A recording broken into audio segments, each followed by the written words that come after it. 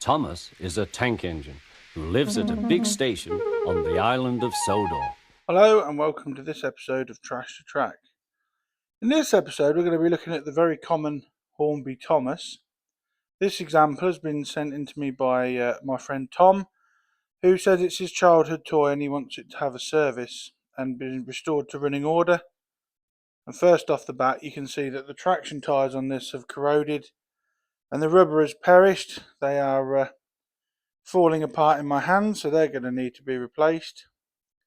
And the loco is in typically played with generally dirty conditions. So let's put it on the test track, give it a battery test to see if there's any life. And if not, we'll take it apart and see if we can get it running.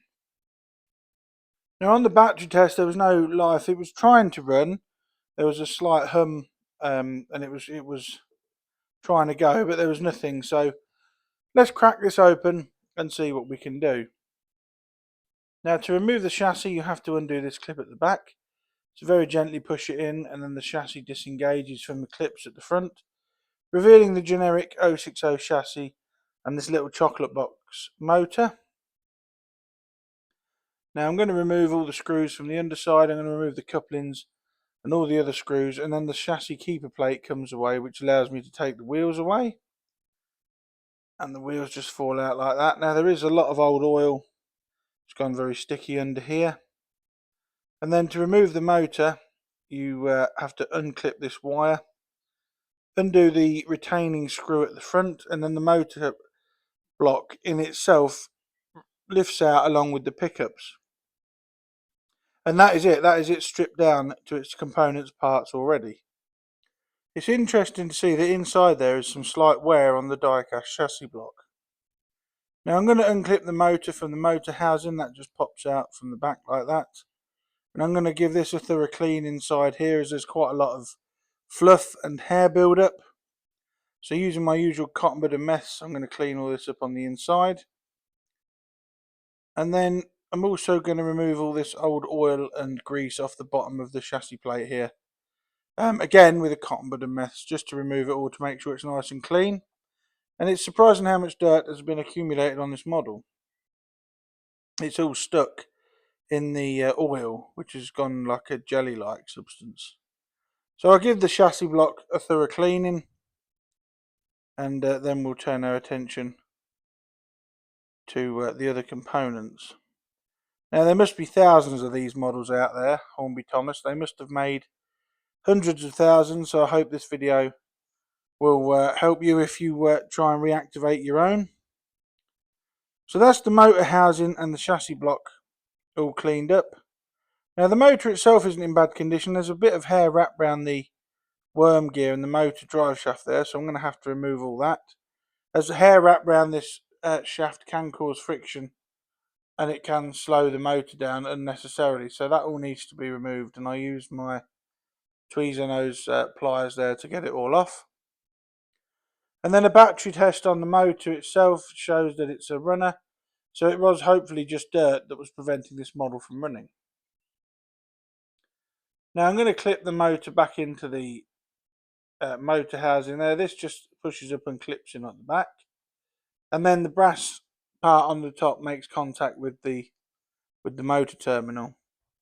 The pickups are now cleaned. I use the battery as just a bit of a stand there, and just polish the brass pickups with a fiberglass pencil to remove all the dirt and bring them back to a nice shine, and then remove any particles left over by the fiberglass pencil with a cotton bud and meths again. And that is the motor unit and pickup housing, hopefully completely cleaned.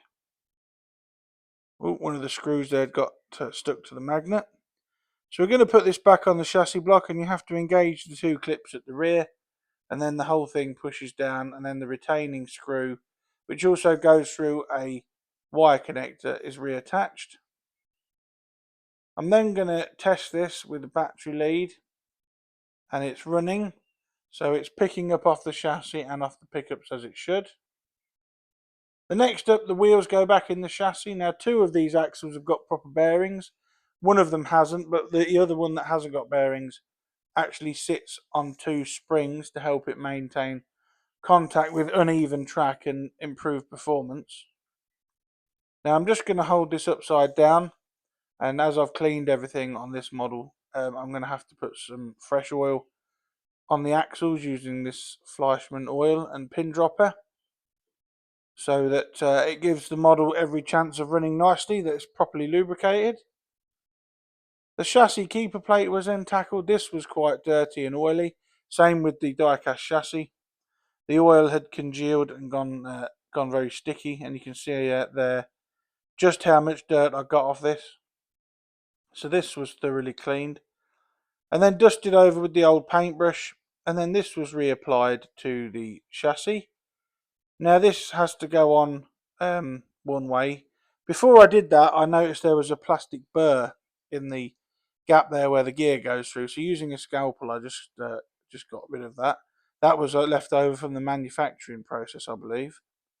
But to refit this will only go on one way. There is a hole in the retainer plate, and the narrow part of the chassis passes through it, and then it's gently pushed into place, and then those three retaining screws that we took out earlier are replaced and screwed down. So I've got the model now connected up to the leads from an old controller, and I'm giving the wheels a good polish. First of all, I'm going to polish them up with the fiberglass pencil to remove the oxidization and dirt that's built up, and then polish them over again with a cotton bud and meths. But it was at this point where I had actually forgotten to add the traction tyres, so I'll come back to that in a bit. The next job was to put the couplings back on, and again these were put on with these small Phillips screwdrivers. And then the model is tested via the wheels, and this time the chassis bursts into life. So I'm hoping that it was just a case of dirty wheels and dirty contacts, just general dirt buildup that had prevented Thomas from running. Now, unfortunately, the body shell has suffered a bit of sun damage to one side, and the body shell is quite dirty. So I'm going to give it a wash in some hot soapy water and give it a good brush up with an old toothbrush. I'll do that away from the camera, but I'm going to give it a thorough clean, and then we'll come back and see how the body shell has come up. So now it's been cleaned, the body shell has got a nice shine to it, and all the dirt has been removed. It's unfortunate we can't do anything about that sun damage, but there's nothing we can do really about that. And then using a very small amount of Loctite super glue, I'm going to reattach the chassis, the cab's footsteps, that come off. This was already broken, and removing the chassis just snapped it off. So using a small amount of Loctite, this was reattached and held in place until the glue was thoroughly set. And then the body shell was set aside for an hour to let that super glue thoroughly dry. And then to reattach the chassis to the body, you have to engage the front clips under the face of Thomas, when I can get them actually in the holes, and then gently push down on that rear clip, and that is Thomas virtually rebuilt. Now that was quite a quick rebuild. These models are very simple to work on, which is good considering they are aimed at the children's market. And a battery test on the wheels proves that he's now working. However, I have forgot to put those traction tyres on.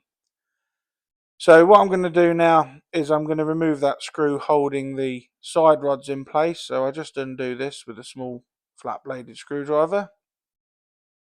And this will release the two halves of the side rods on this model, which are then pulled downwards, and then the new traction tyre is gently eased on with the help of a very small screwdriver.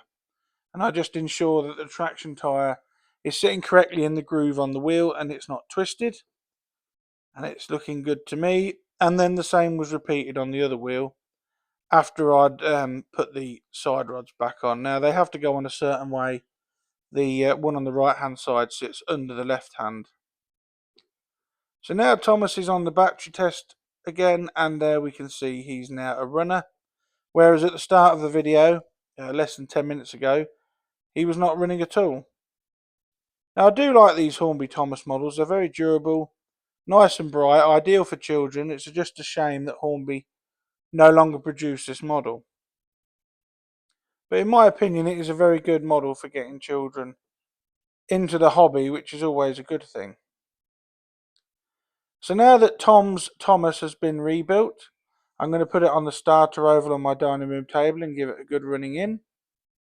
If you've got a loco you'd like to see featured in a future episode of Trash to Track, please email me at dansmodelrailways@gmail.com. We'll have a look at getting it sent over.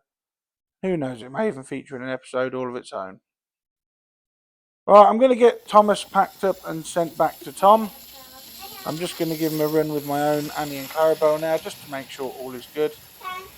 Thank you for watching Trash to Track. Please like, share and subscribe. And I'll catch you all in the next video. Bye for now.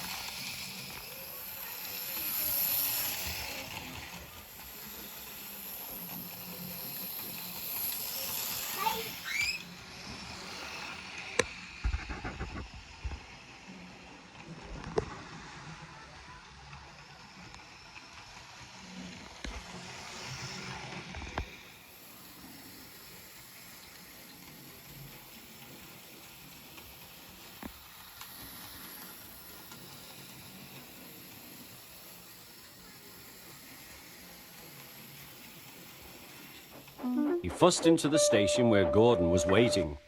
"Hurry up, you," said Gordon. "Hurry yourself," replied Thomas.